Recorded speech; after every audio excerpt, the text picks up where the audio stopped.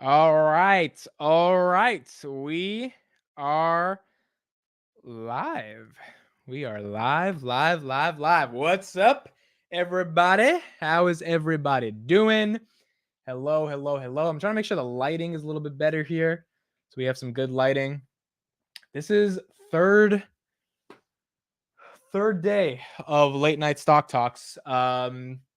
We do have a guest. I'm trying to make the lighting a little bit better, bro. I need the lighting. I'm gonna put this in front here so you guys can see a little bit better. Maybe stretches back a little bit. There we go. That's a little bit better. Okay, we're live. What's up? We got a lot of people here already. 30 people here. Awesome. Hopefully he didn't fall asleep on his chair. Today's been a busy day, bro. Today's been a busy day. First of all, before we get started, did everyone see the skit today? No button. Must have been a rough day. Hold on. Yo, this is such a dad shirt, bro. This is like a golf shirt, right? This is literally like a golfing shirt. My mom got it for me. That's why I'm wearing it. Sorry, I couldn't come to the Patreon stream. No problem, Nate. No problem. Good problem. Good evening, Amit. Glad I hit the bell. Thank you, Quarantine Quartet, for being here. Hey, man, what time do you wake up and go to bed? Always working. I went to bed last night at 2. I woke up at 9. So I got... No, it wasn't at 2. It was like around 2:33. Got about 6 hours of sleep last night. I'm trying to go to bed by like... I'm trying to get to bed by like 12 a.m. So that's like, that'll be a little bit better. But and wake up by like 6 a.m. But the past couple days that just hasn't been happening. But that's what I'm trying to do. Joel, what's up? Thanks, Mom. Yes, of course. Thanks, Mom. You look like you're going to play badminton or something. That's a fact, bro. Look at what came into the mail today. So you guys know I'm doing content and stuff. I showed this to my Patreon members. They thought it was a dildo. I'm not gonna lie. Having used that before, it did look like a dildo, but it's a stabilizer, and you put the camera there, and the cinematic shots you can get are like pretty legit, pretty cool. So it's pretty dope. It's pretty dope. Hello, Amit. Hello. He's only 24, 6 hours of playing. Yeah, that's the other thing. I mean, I said this last night. I went on a rant about it. I'm so grateful for the opportunity that I'm in. It's actually surreal, bro. I don't even want to get into the rant about it. Like the fact that I get to wake up every morning and just go create and like get to build something. And like, because we've raised money, other people are kind of subsidizing my ability to do that. It's like, it's really one of the most amazing opportunities in my life. So 6 hours, 4 hours, 5 hours, it doesn't matter. He's sleeping with his eyes open, right? Yo, I'm not going to lie, low key today in the morning, I did not want to wake up for the morning live stream. I'm not even going to sugarcoat it. Not because I didn't want to do it, but because I was just like, oh, I can't wake up. And I just got up. And that's what happens, you know, when you're young, you just do that. If I'm 40, that's probably not gonna be able to happen, but that's what it is. Okay. What else did I have to show? I feel like that's, oh yeah, we have a guest coming today. We have a guest. Saw the video, made another good one. Oh yes, I also have to show this. How much money did you raise? We raised about 200K. Okay, so let me show the video on YouTube. Did you guys see it? It was every day, me and my team, we're just like thinking what we do next because we have to one up it every day. And we couldn't figure it out today because we were looking for like a good 20 minutes for something. And then we found this video to recreate and it had 47 views. I had never seen this video before, but apparently it's very popular. And I was like, oh, okay, let's do this video. So here it is. For those who haven't seen it, for those who have, please enjoy it again. And let's do it.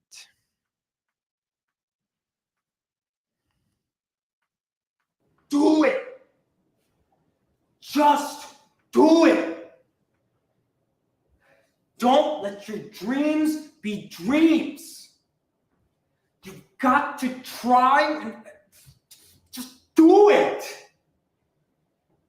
Yesterday, you said tomorrow. Well, today is today, and you've got to do it. So just do it. Man, this guy is good. I think I should do it. But in 7 days.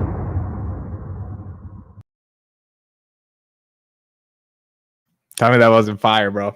Tell me that wasn't fucking fire. That was absolutely fire. It was cool, bro. It was fun. It was like the ending also has to like hit in a really, really interesting way. So it was a good one. It was a good one. It was good. This secretly amidst audition, bro. The amount of people that have been saying to go into acting. First of all, y'all are gassing the fuck out of me because there's no way I'm gonna ever. Well, no. There is a way I'm an actor, but I don't think I'm gonna do it through like the traditional path. I think I would have to build a startup and become successful, have enough money to like meet people in Hollywood and then get those connections. Because it's really hard to break into acting. Like anyone could post a YouTube video, but like acting and like having serious roles, very, very difficult. Very, very difficult. So it's not easy. But I do like acting because of the concept of just putting yourself out there, right? So like, I don't know, there's something about the whole concept of like playing a role. Playing a role is really interesting. And I've been super, super interested in that for a while. All right, I gotta find the guest on Discord. If you're watching this, bro, don't announce who you are yet. It'll be a surprise. And I will send the Amit watching. Yes, I will send the Discord link. So the person we're gonna have on today is very interesting. He's probably gonna join in about 5 minutes. He is a expert in stocks.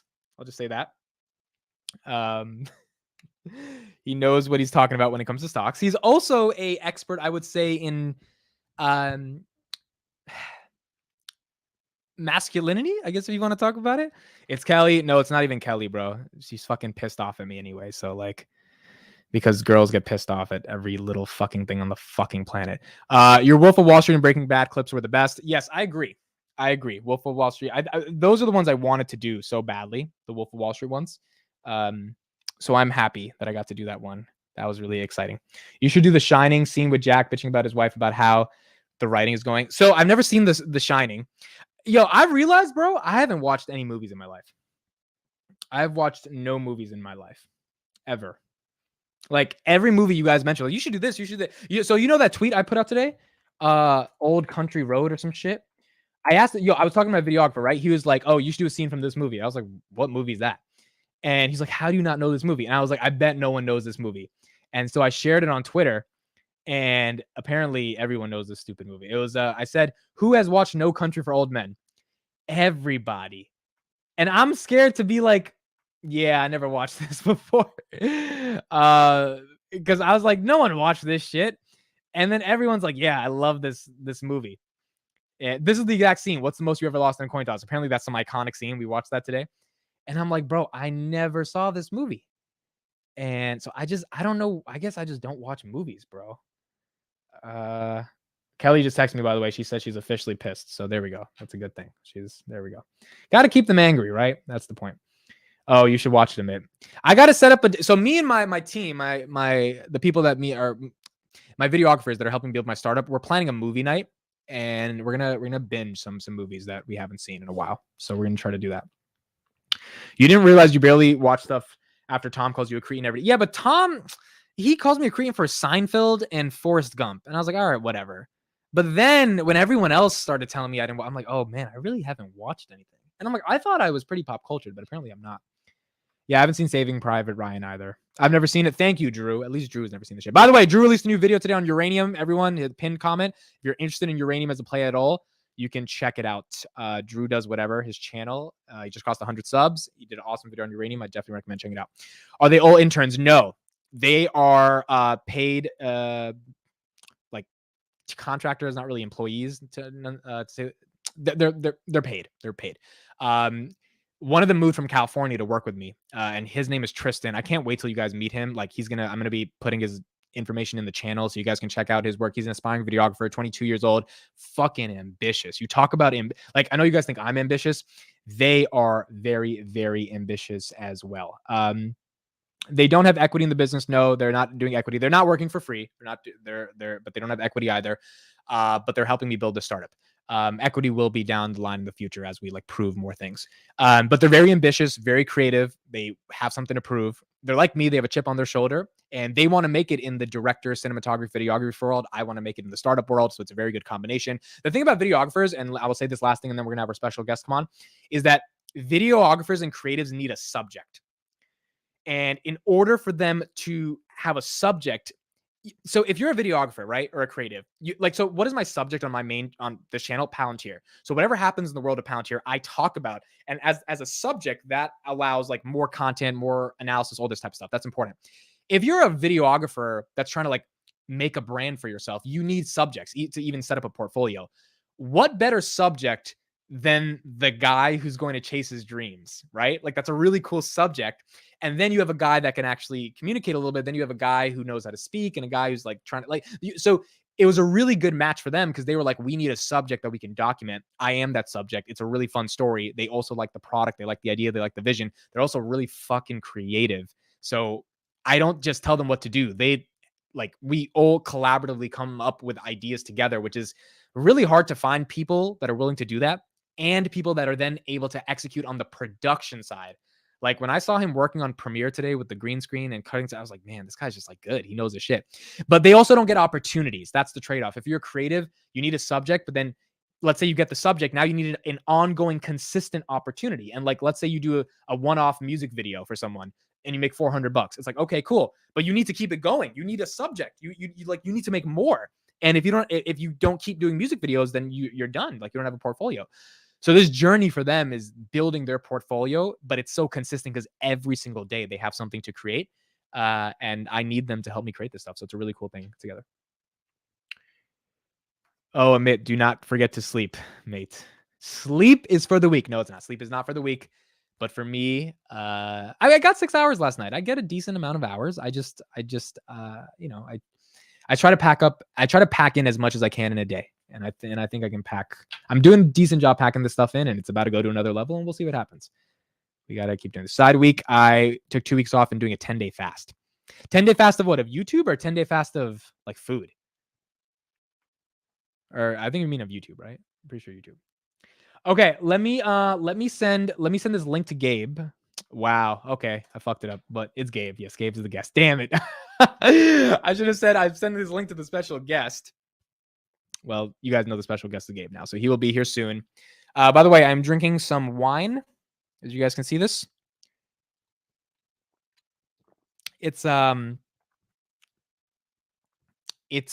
1945. Hold on. It's called Bordeaux. It's 1949 Bordeaux. That's what I'm drinking. So if I say anything crazy, it's the 1949 Bordeaux.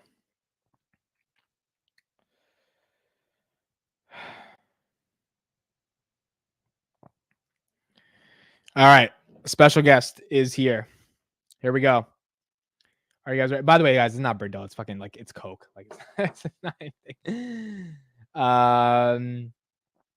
All right, Gabe, you ready? No, but fuck it. Whatever. What's up? What's up? What's up? This is the first time you've been live on a YouTube stream, so I'm excited you're here. Yeah, I feel the love. Let me tell you, I feel the love in the chat. Everyone put a fun emoji in the chat for Gabe now that he's here. I'm not even gonna look at the chat like Nate and whoever else. Yeah, the chat's the chat. I'm not gonna be triggered. I'm just gonna be normal, and we're gonna talk about stuff. All right. So let me describe a little bit of how we got to know each other. Gabe is in Tom's Discord, his Patreon. I joined his Discord as well.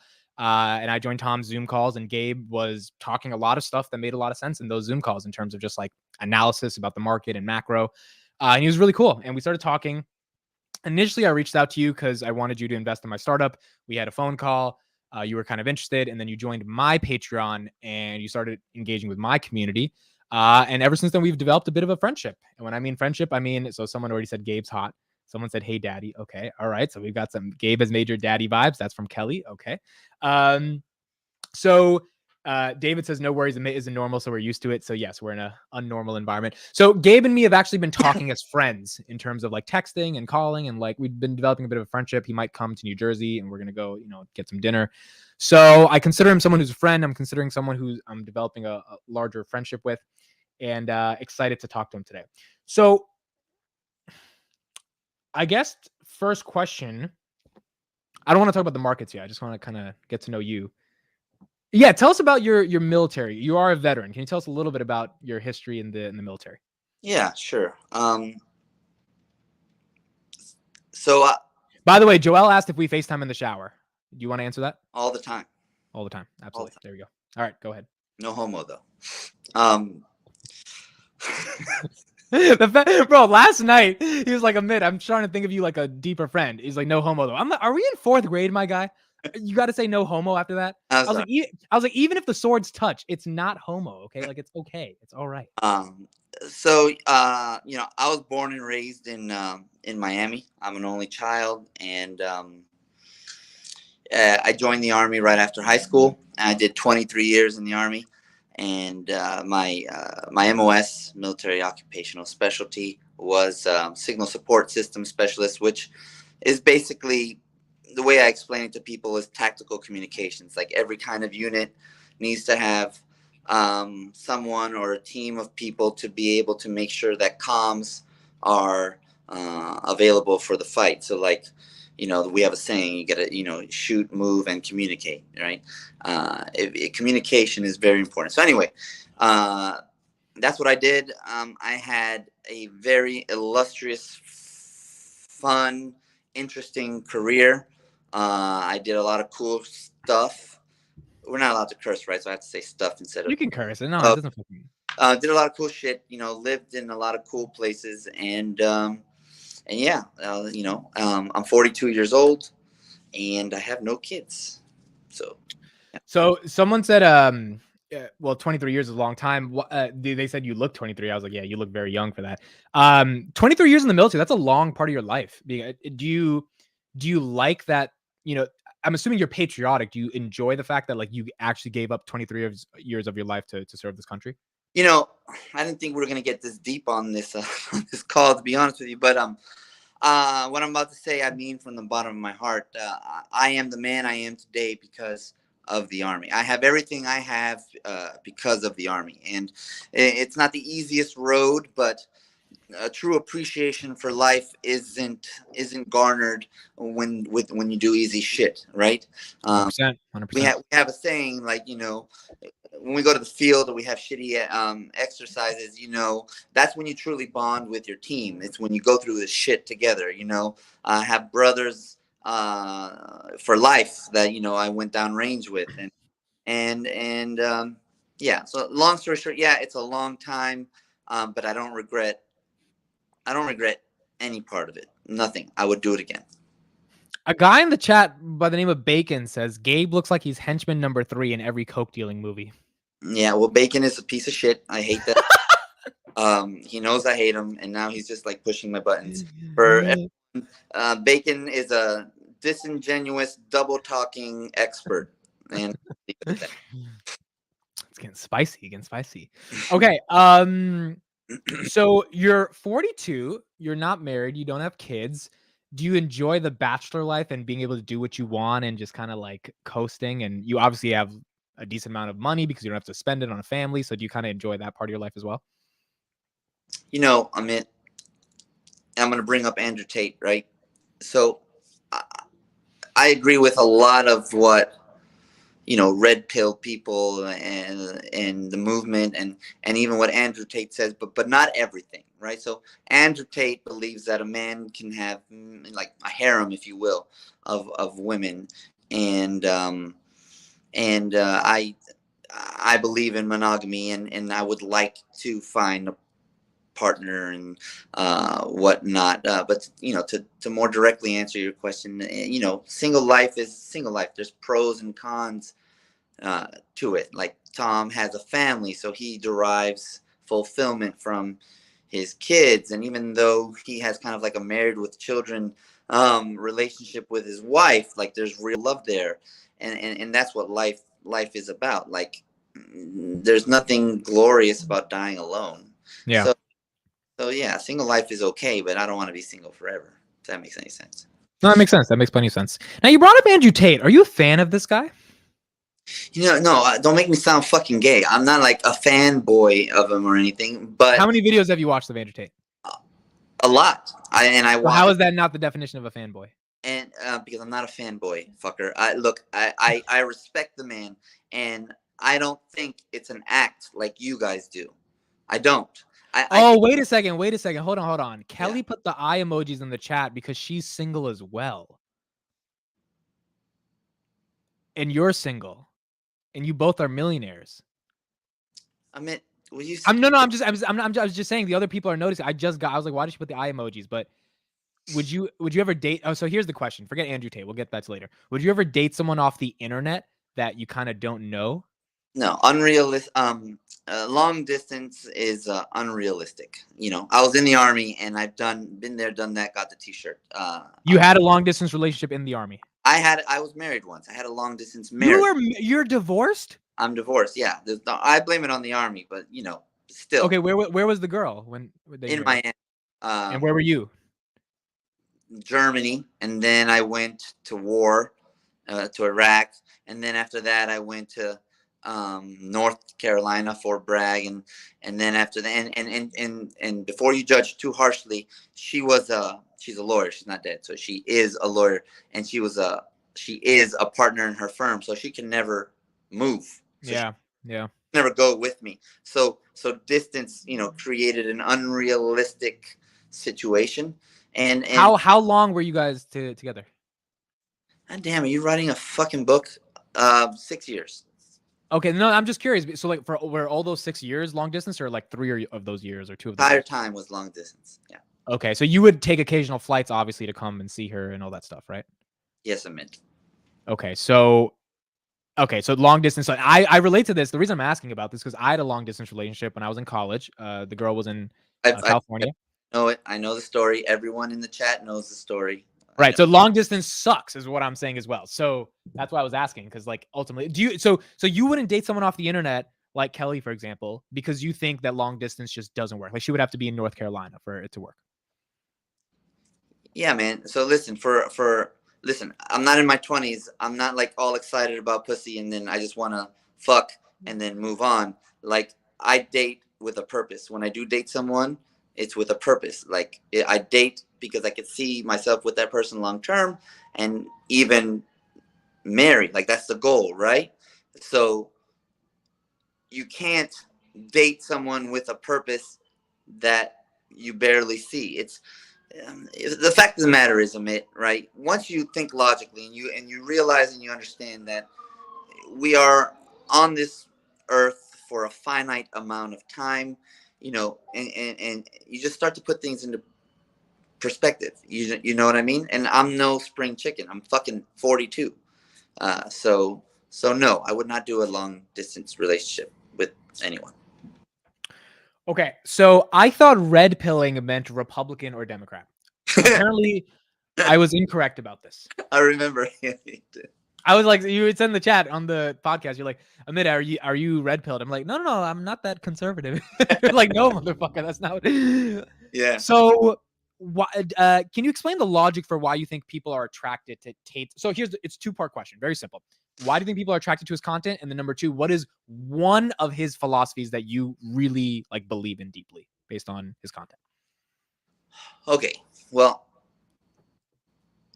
Okay. The first question is, what was the first question? Why do you think people are so like? Why do you think we're talking about him? Why are we so? Well, we're talking about him because he has saturated the market in a genius way with his content.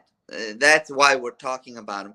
But and again, I'm not a fanboy, but you know, facts are facts. Like you and Tom said completely false things the other day, like wrong information, and I am in agreement with about 90% of what he says. Like not 100%. There's some of his beliefs I don't agree with, but you know, basically I agree that masculinity in a man is very important. I agree that there are you know, roles that men and women are not the same. They can never be the same. There are pros and cons to being both. Like, and so here's one of my favorite things he's ever said.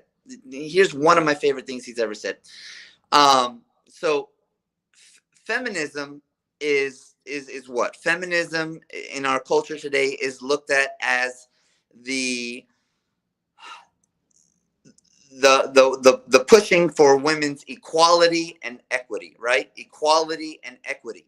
That's what we are believed that feminism is. And I'll get to my definition of feminism in a second, but that is the definition of what the culture is pushing of feminism. And you can't argue with that definition. It's like, yeah, of course women deserve to be treated equally and with equity, etc. You know, they should make the same if it warrants it, right? And another person who is whom I am a fan of is Jordan Peterson, and he has some great insight on this topic. But let me explain to you why feminism is unrealistic and why it's destroying man and women culture. Feminism is, wanting equity and equality. Okay, I already said that. Now, women in the chat, if there's more than just Kelly or everybody that's of age and has gone out to a club or what have you, if that club had a ladies' night, right, and ladies get in for free, have you ever seen a feminist say, no, wait a second, I cannot allow a man to pay and me not, because I believe we are equal. Here, take my $20. You've never seen a feminist say that. You've never seen a feminist who was, how do I word this? You have never seen a feminist say no to a guy buying her a drink. And I can go on and on and on. So to be succinct here, feminism isn't about being on the same level as men. It's getting all of the benefits of men plus the benefits of women. So they basically want to be above men. And that's, in my opinion, because it's not fact, right? It's opinion. That why feminism is just not realistic. And lastly, because I don't want to talk forever about this, you guys, misogyny. Misogyny is defined as like the oppressing of women, the hatred of women, etc. The reality of what I just discussed is feminism is the antithesis of misogyny. But misogyny is evil, as it should be. I want to be very clear, as it should be. But feminism is also evil, and they go hand in hand. They're the same thing for different sexes, and that's my thought on that. So first of all, super chat from Drew. Thank you for $5, Drew. He says bacon for life. That is his super chat that he paid to get the message out there into the world. So there it is. The girls you've been with, and by the way, I got to see one of the girls you were recently with on a Zoom call. She was there, and it was really nice to see you interact with another human being, because I honestly thought, like, I didn't know you do that, but apparently you get a lot of women, and she was awesome, and she was kissing you in your cheeks and all this stuff, and she was all over you. And so, and she agreed with most of the stuff you were saying. I mean, you were saying the same shit you were saying on my Zoom call, and she was just like, yeah, he's right. Are the women you with, do they kind of agree with you on this feminism stuff? And and they're like, yeah, like, I want my man to kind of have these thoughts as well. So to answer your question quickly, yeah, if I'm with someone, it is imperative that you're honest and open, and you discuss. There are some things that are important, and there are some things that are not, right? So her political beliefs, not important to me. I have mine, she has hers, that's fine. Even her religious beliefs, not important to me. If she's okay that I am not her religion, could you marry a, let's say, liberal Muslim, given you're a more conservative Christian? Yeah. I could, of course. You could be with someone who has different political beliefs than you. You think you could do that? I could, yeah, I could, because that is not important. At the end of the day, our political beliefs, although they may be the polar opposite of each other, is not going to define the relationship. It's not going to be the core. I actually disagree with that. I don't think I could be with someone I fundamentally politically disagree with. That's a shame, because I look at you as a very intelligent, open-minded man, and if you cannot see the logic of what's important and what's not, that's a No, shame. but is it so? The way I think about life is like you're dealt cards, right? And some cards you want to play, some cards you don't want to play. There are certain cards I don't want to have to deal with. I don't want to deal with the like deep religious divides. Like imagine I'm atheist and she's Muslim and she wants to send our kids to a mosque and like Okay, that's really hard to grapple with. let me answer you. So if someone, I am not deeply religious. You asked me, would I be with someone? And my answer is yes. Someone who is deeply religious is not going to be with me. Do you understand? What if they're down to be with you? Would you be okay with that? Well, then they're not deeply religious. Touche? Yeah, Right? yeah. Okay. Yeah. You know, again, I can be with any creed, nationality, religion, political affiliation. It doesn't matter. But now, let me tell you what is important to me, because that's what led to this question. What's important to me is that she is a feminine woman, and that she is about me, and that she understands my views. And we've talked about this.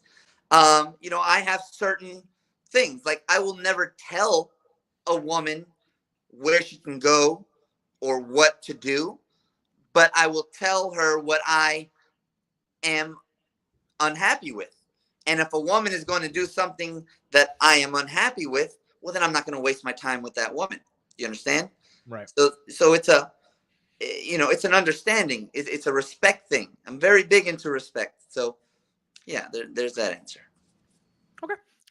Makes sense. I think you described your philosophies around masculinity and how you think about women and all that type of stuff. So I think that was good to kind of get out there and let people know who you are. Someone said, what stocks does Gabe own? Can you tell us your top 3 or to top 5 biggest positions you have right now? Okay, so I'm not going to answer this the way you were probably hoping. So I am a professional trader, right? I don't. Why did you put quotes around professional? Well, the reason I put quotes is because the IRS, there's 2 ways to get what's called mark-to-market accounting, which is what a professional trader gets. And there's many benefits to these special rules. And there's 2 ways to get that. One, you can be labeled as a professional day trader, and there's a freaking laundry list of things you have to be able to do. Really? Because Robinhood told me I just need 25 grand in my account and then I'm good to do. No, no. And we've talked about this. I don't know why you're acting stupid. What the $25,000 would allow you not to be limited on trades, but you will still be susceptible to the wash rule. You will still be susceptible to a maximum of $3,500 in capital losses if that's what you have at the end of the year, and then the rest will have to go forward, amongst other things. What is that saying? Weighted in this order. I own 6 tickets. Okay, cool. So I said all that to say that I don't invest in my trading. Now I have a very pretty large 401k, and I have a pretty large Roth IRA, and a Roth IRA stands for individual retirement account. And I invest in those, right? And in those, I have a little bit of Tesla. I have a little bit of a company called Netlist. I have a little bit of Palantir. And then because I saw what was coming in the market, I do have a lot of cash. But I have some investments that I'll never sell. So Netlist, I will never sell. Tesla, I will never sell. Palantir, I will never, ever sell. Do you have any crypto? Zero. Big old crypto. Okay. Big old donut, right? But it's not because you don't believe in crypto. It's just because. But we don't have to get into that conversation. But no, it's fine. Crypto, I cannot do fundamental analysis on crypto. Okay, that's it. That makes sense. Gotcha. Right? You can do technical analysis on crypto, but you can't do fundamental analysis on crypto. I'm not a crypto expert, and so therefore I don't have like the belief in crypto that people that do love crypto have. But it's very, very speculative, and I'm not I have made a lot of money on crypto miners because they were in that sweet spot, and I made sure that I did it. But yeah, I don't have any crypto. But in my trading account, because I'm not a day trader per se, because I'm an option strategist, and what I do is I write options. I am the writer of them. So I'm the writer of the puts, and I collect the premiums. I'm the writer of the calls, and I collect the premiums. But so I'm very bullish on Zim in the short term, ZIM. Very, very bullish on Palantir for till the end of the year. I have a lot of that. Palantir, Zim, and I have a couple contracts of Tesla. I have I just bought some calls on XLV, which is the health ETF, and I posted it in the different discords. It did a very bullish pattern, which is called an inverse head and shoulders, and I'm very bullish on healthcare to the end of the Head year. and Shoulders. That's like the that's An the inverse head. that's the shampoo, right? Yeah. Yes. That's the shampoo. Correct. Swab. Swab. So it did an inverse shampoo, basically. Yeah, it's an inverse shampoo. It gets all the dandruff out. Yo, I love coming up with. Okay, let's play a game real quick. Okay, here we go. Let's see if I can still do this. Because I did debate for so long, and like I have to put words together to come up with like meanings. I can take any two items and I can try to create a relationship between those two items, even though they're the most obscure and random items in the world. So I want you to name me two random things, and I'm gonna see if I can find a connection between them. Okay. Okay. An automated net control device. No, bro, make it more simple, like a clock. Don't say some crazy shit. Just like say two regular things. Two regular things. Okay. Okay. Look around your house and see what you got. Right. Name two things. Okay, so a paper shredder. Okay. And a air purifier. See? Air purifier. Okay, so here's the connection. Look how cute my dog is. That is so cute. What's your dog's name, by the way? Zelda. Zelda. Okay. So the connection between an air purifier and a paper shredder. So this is the connection. Here's what's going on, right? They're both in your house. Let's say you're in your house and a girl comes over. Okay? Girl comes over. That day when the girl comes over, you are planning to propose to her. All right? You're planning to propose to her. And in order to propose to her, you have to make sure that the air is purified because you want the air that is going to be the most important air of your life in terms of that proposal, because that's a very important night, to be pure. As a result of that, you make sure to purify the air in your house to make sure everything's pure. Now, you want things to be pure, but the problem is, as you get down on one knee to propose to this girl, while you pull out the ring, you also, because you're a strategic option strategist, pull out a prenup. And the reason you pull out a prenup is because you want to make sure that this girl does not take you for all your money. So in the world that you thought you were going to have a pure proposal, that girl slaps you in the face and she takes your prenup and she dumps it down the paper shredder. And she ends the night by saying, no matter how pure this air is, our love will never be pure. Was that a question? Or were we just trying to test your skills or something? I was trying to test my skills. All right, cool. Good job, man. I mean, that's cool, right? You kind of put also good. But see, that's my point. That wasn't the best I could do. I've done some really better ones, but like coming up with that right on the spot, that's what I did for 4 years in debate. And that really forced me to be like a better communicator. I hope you guys liked it in the chat. Okay. Anyway, is there anything burning on your mind, Gabe, that you want to talk about? Anything that you kind of want to get off your chest? No, absolutely not. No, I came in here to talk about whatever you want to talk about. This is your show and I'm just enjoying it. And you know, I don't do you like that 76 people right now are watching you talk and you have a voice that 76 people care about? Are you starting to be a little bit more like me and Tom and venture into your attention whoreness at all? 0%. As a matter of fact, I wish you didn't tell me that number because you had like 90 before I joined. So it's late at night. People are going to sleep. You lost like 20%. So someone actually said before I even joined, if Gabe comes on, you're going to lose 20% instantly. I guess they were right. That's not you. That's like, it's almost 12 p.m. and shit. So it's fine if it's me. I mean, I have no apologies. People, I listen, you know what? I'm surprised you didn't say this. And I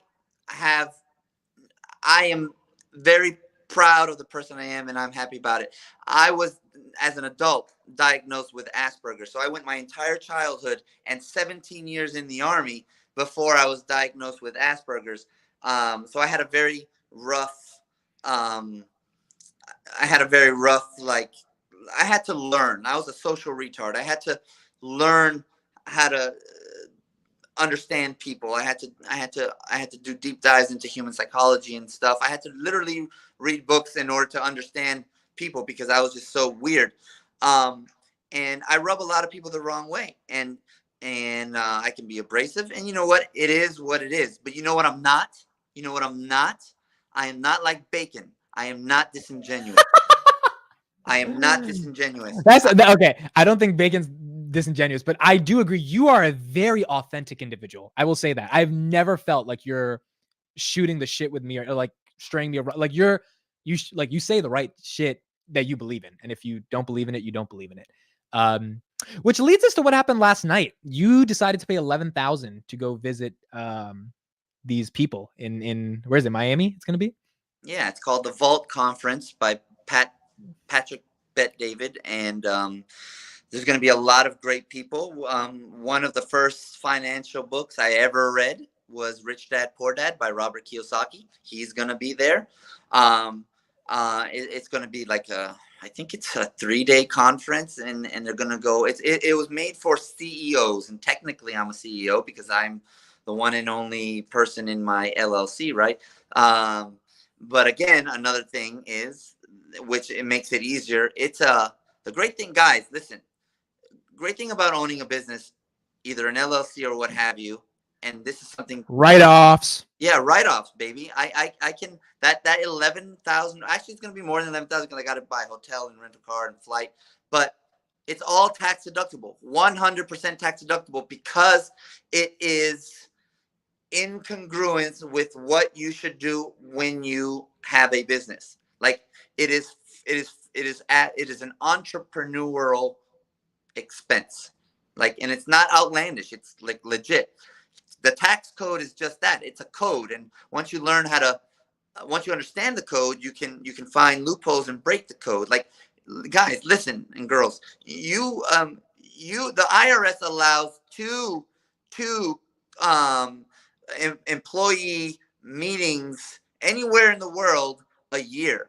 You can actually structure your meetings to be wherever you want and take vacation and get a tax write-off for it. And there's many other things that you can do. I mean, I can go on for a very long time talking about this stuff, but yeah, I paid $11,000. Now, I know $11,000 is a lot of money. It is a lot of money. I'm not gonna like fake the funk. I'm not a multi-millionaire. I don't own lots of properties or Ferraris or anything. I will one day, but I don't right now. But $11,000. Let's just put it this way. This event is worth it for me, even for $11,000, because if you go to the Vault, if you go to valuetainment.com and then you click on the link for the Vault conference. So what I did was I got the CEO package.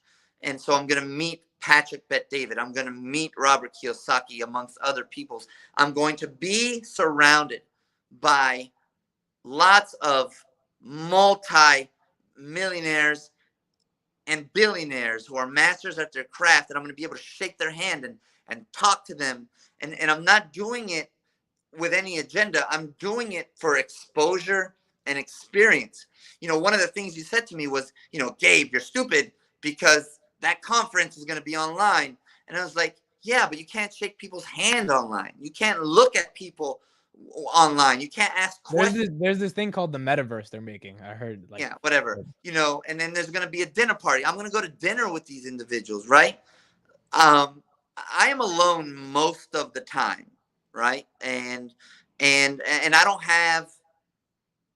I just retired from the Army a little bit more than a year ago, so I don't have like affluent people in my life because I'm an outlier. I do the trading thing, whilst I was in this community. Most people in the Army don't get as rich as you've been able to get, correct?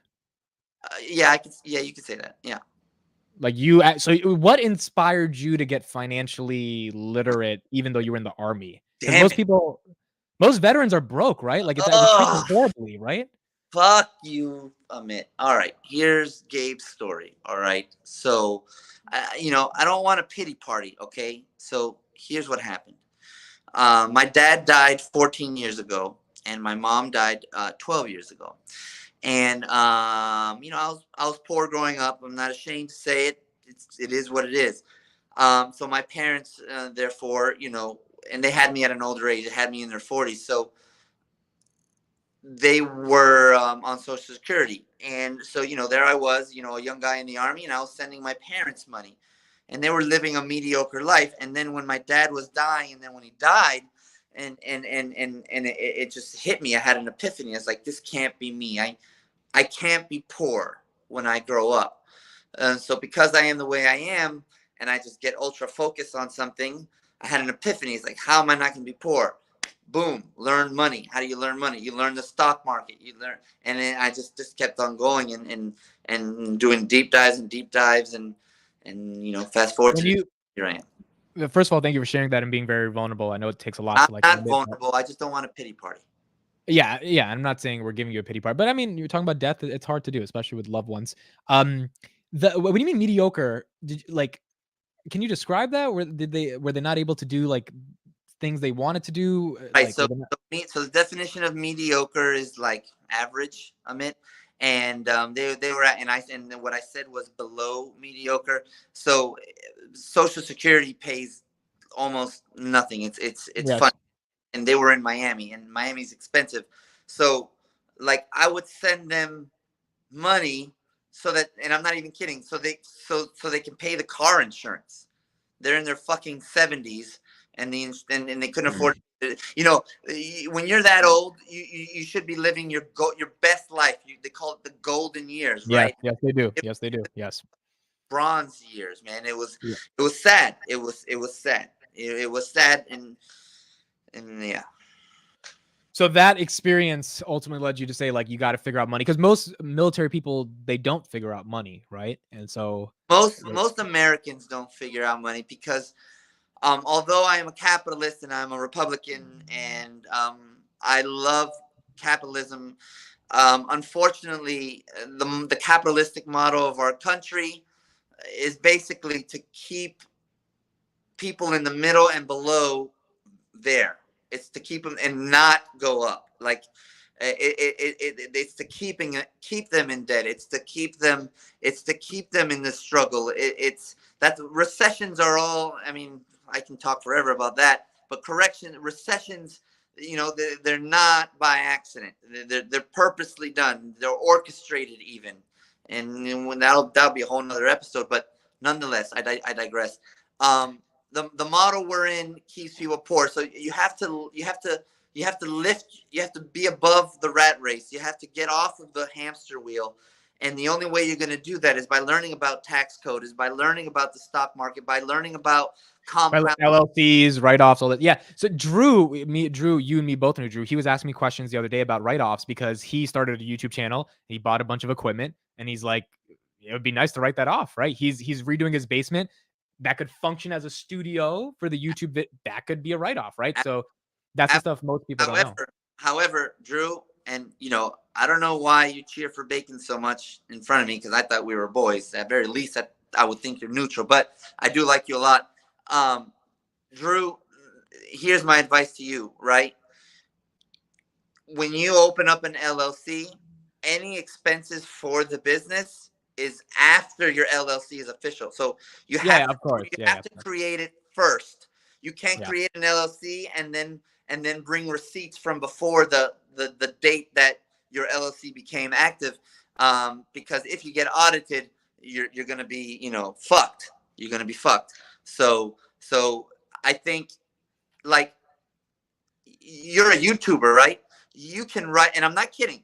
You can write off getting all your equipment. You can write off finishing your basement. You can write off a certain amount of money for clothes because now you have a brand, a personal brand. You can write off haircuts. You can write off glasses because they have to go on you and you have to look good.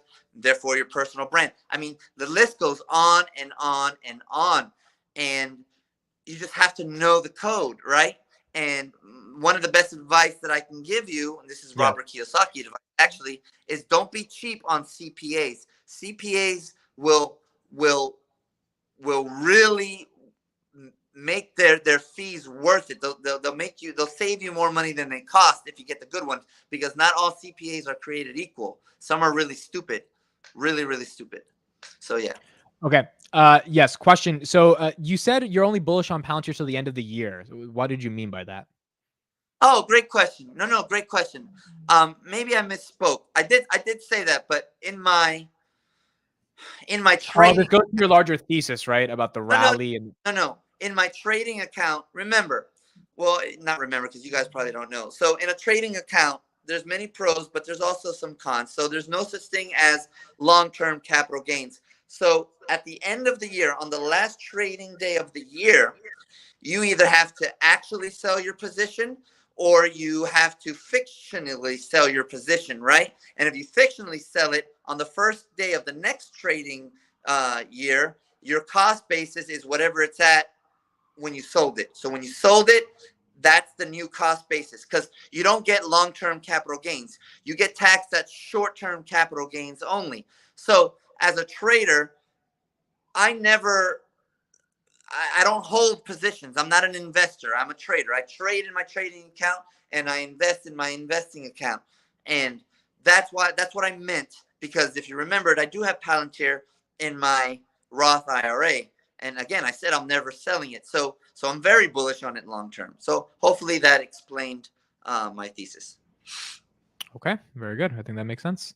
Blah blah blah blah blah. Hasn't Palantir been around since the 80s? Okay, we're not gonna answer that. Yeah, Palantir has been. So fun fact, I actually worked with Palantir when I was. Yeah, did you work with them in the military? Yeah. I can't talk much, but when I was so I was in Iraq from 2010 and 2011. I was in the 18th Airborne Corps, and we were actually one of the last ones to leave the palace, right?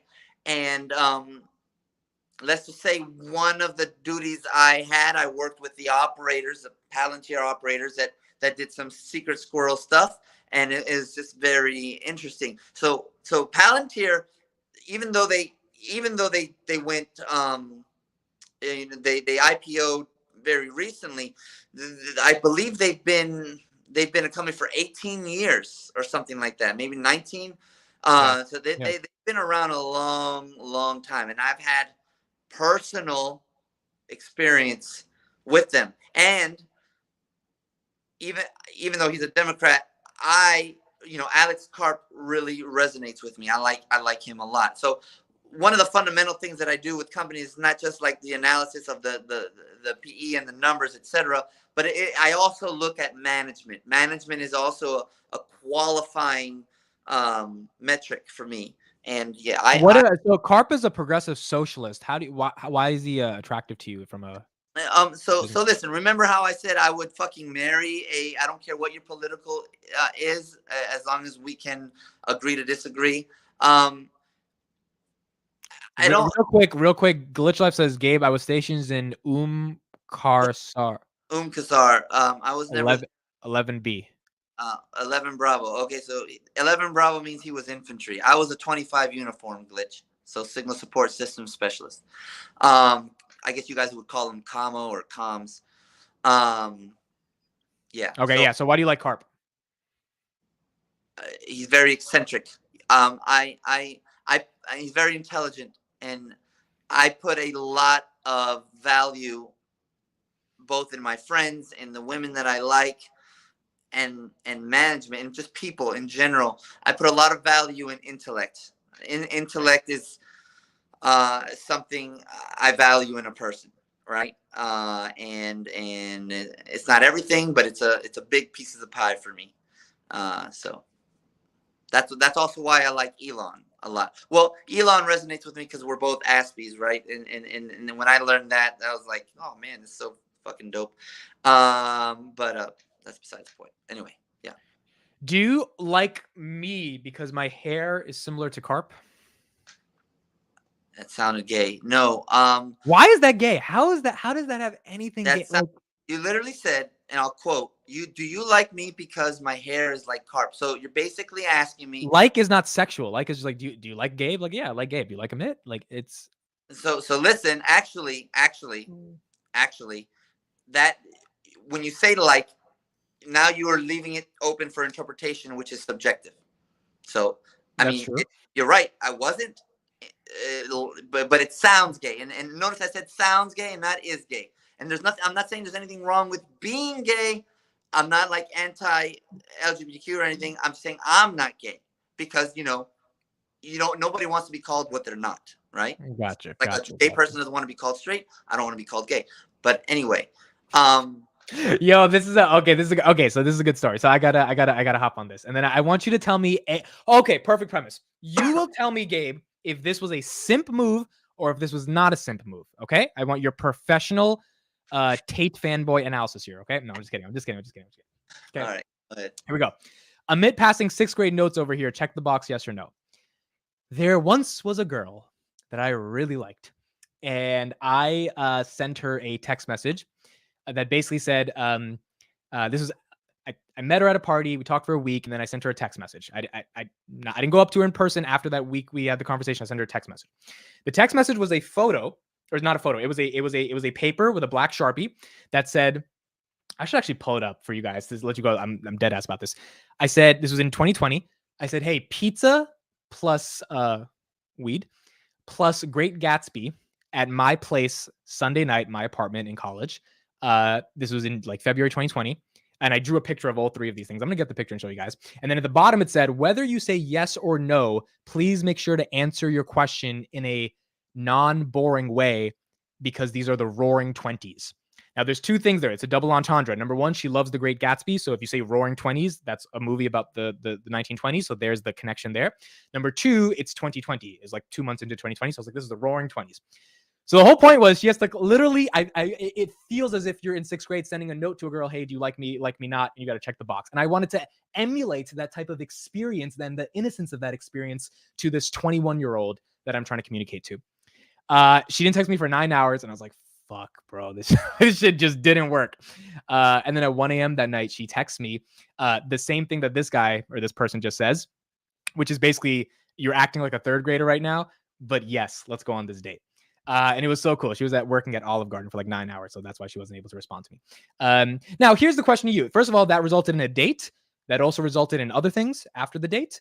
It was a great time. Was that a simpish way to ask a girl out to a date? The short answer is no. The short answer is no. It wasn't simpish. It was. I wouldn't do it that way. But maybe that's why it was appealing to her, because it was outside the box. Someone said she just wanted the free weed, Amit. I mean, maybe, but like. No, man. I don't. I'll just answer your question. No, I don't think that was a simp way. No. What would I have had to do in that thing I described to make it a simpish way? Because you're against the concept of being a simp. So I want to know what edges the line. Right. So before I say that, why don't you define for me what is being simp or simp-ish? I think it's like overly obsessing over a girl when she doesn't obsess about you the same way. I mean, you're not wrong. In general terms, being a simp is basically not being masculine. It's doing whatever you want to do in kind of a feminine, non-confident way, right? Did your method scream confidence? Yeah. Which by the way is the number one trait that a woman will find attractive after she gets past your looks, right? Yeah. It's whether you are confident, because it's just, they are feminine, even with the women of today, which have been forced to become more masculine because the men are becoming more feminine, but they still desire a man who they feel safe with, right? Safe. Yes, with. And before you continue, someone said probably if Amit was afraid to talk to her, which is why he texted instead of texting, because it's a sweet thing, not because he's not confident. The two things I want to explain here. when that party we met at, we talked for 6 hours straight in person, like from like, what is it, 9 p.m. to like 4 a.m. that night. So, So like, so it wasn't afraid of time, but like the text message, I just thought was creative, right? and it was. was. And I said it wasn't simpish. And first off, you set me up for failure because I didn't have all the data. If I would have known that, then I would have not only said, no, it's not simpish, but that was pretty fucking cool. I mean, right. Because it came after a 6-hour conversation, right? You already set a stage, right? And you probably already felt a connection. Yes. Yes, exactly. So yes, no, it wasn't simpish. It was, now that I have more data, I think it was pretty interesting and even funny, right? But that's still, I still want to convey to you and everyone else that confidence in a man is probably, if not the most important traits that you can have. So a simp is lack thereof, basically. This is very basic experience. Like I can go on and on with this, but I resonate with one of the things you said about confidence, because I don't think I'm Brad Pitt with looks. I don't think you're Brad Pitt. But both of us are not like unconfident or insecure in our looks.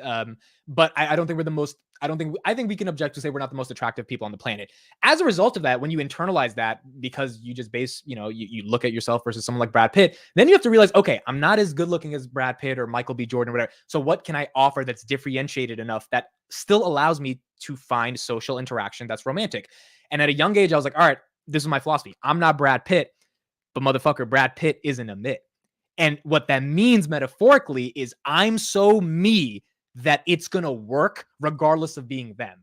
And it has worked in my life in those cheesy, creative ways. I find a way to get things done. And that's in the context of romance. That was one of the ways I got things done. But I also think, and I want to get your take on this, communication, right? So I think this worked because I talked with her for 6 hours. And in those 6 hours, I never initiated anything physical, like a touch, nothing. It was pure. Like, what is your take on this, right? Because in those 6 hours, my thought was, could I have initiated something physical? Yes, we were alone. It was late at night. You get to that point, right? You're in college. But I'm like, I think it will be better for me in the long run if I don't do that, actually try to create an emotional connection, actually listen to her while she's speaking. And the whole Great Gatsby thing was because I listened to her during that conversation and she told me she liked the Great Gatsby. And that led to then something physical down the line.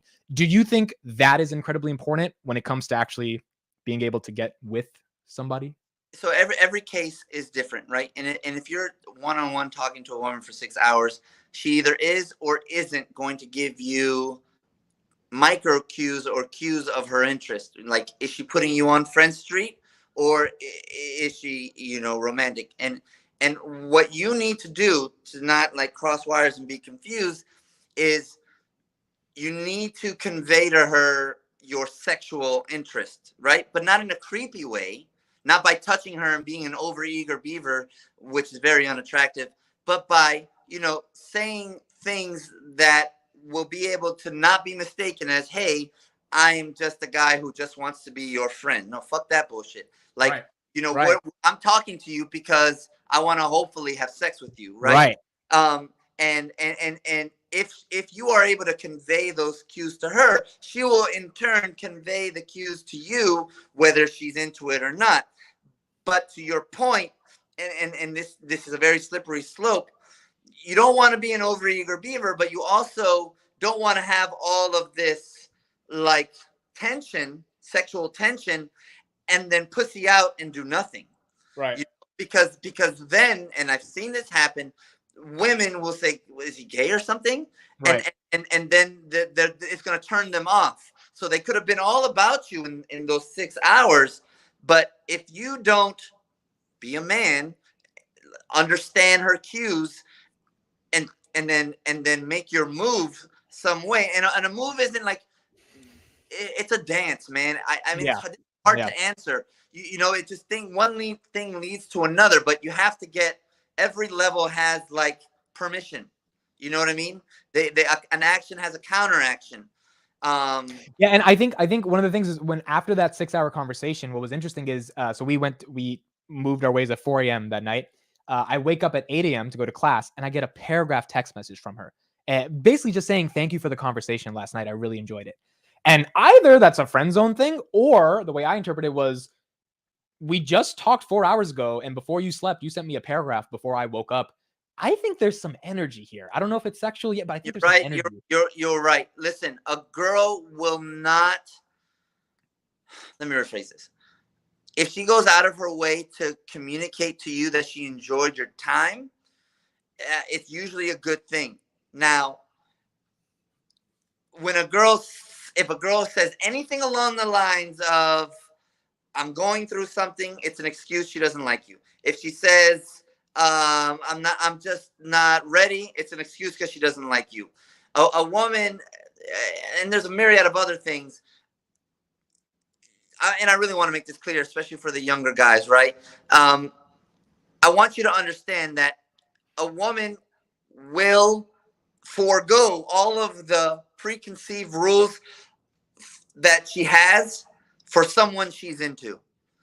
And if she's not willing to give up those preconceived rules of hers, because whatever she's going through life, it's because she's not that into you, period.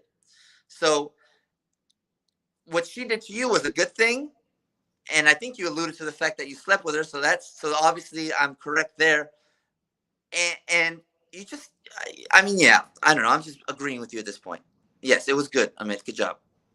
I honestly just, so I wanted your affirmation, because I needed you to affirm that wasn't a simpy thing to do. So I'm happy we got to do that out, on the pod, on the late night show, because I wanted you to be like, yeah, man, that wasn't a simpy thing to do. Like, good job. You like played that correctly. I respect your opinion here. And there's probably some other simpy things I've definitely done that you'll probably be against, but yeah, that's good that it wasn't simpy. Okay, comments. Blah, blah, blah, blah, blah, blah, blah. I think Amid definitely. I did have a phase of a man bun. Did you ever have a man bun, Gabe? Did you ever do that? No, man, I was in the Army, remember? That's true. Yes, you can do Very that. Yes. true. I had a man bun. Kelly is a moderator now. She has the wrench. So yeah, if you say something about her, she'll like kill you basically. All right, I think that's it, man. 12:25, hour long. People got to know who you are. Gabe is coming out with a YouTube channel probably in a couple weeks. He will be doing a lot on options. He works with a lot of money. I think you guys will enjoy if you enjoy stocks and trading and all that stuff. So I'll definitely let you guys know when he's there and he's live. But yeah, this was fun. Did you enjoy this? Yeah, we didn't even talk about options. I'm very surprised, but yeah, I had a great time. We'll have to do it again on another time. We'll have to talk more about options. I had to purposely not look at the comments because the hate I was getting before I even got in was kind of hitting. Put a 1 in the chat if you liked Gabe in the field on the video. I think a lot of people, they fucked with you and they were enjoying, even if they don't agree with everything you said. I think Gabe he was a pretty good communicator today. He was able to talk. I've been on pods with people that literally can't speak. Like they do 5 seconds and then they wait for you to ask another question. It's like, motherfucker, I just asked you a question. Like, can you at least give us some analysis here? There we go. Ones. I love it. Someone said 4, 5, 9. See, they like you. They like you. All right, that's it. Like Kelly said 69. Goodness gracious. All right, there we go. Gets the mod wrench and goes crazy. So Ryan said put a 2 if Gabe is better than a mid. All right, cool. Late night stock talks. This was awesome. I loved it. Gabe, you'll definitely be on again. We'll probably talk right after this. Thank you, all 70 of you, for joining. July 27th is now 6 days away. So I hope you guys are excited for that. And yeah, we'll see Gabe back definitely again later. Good night, everybody.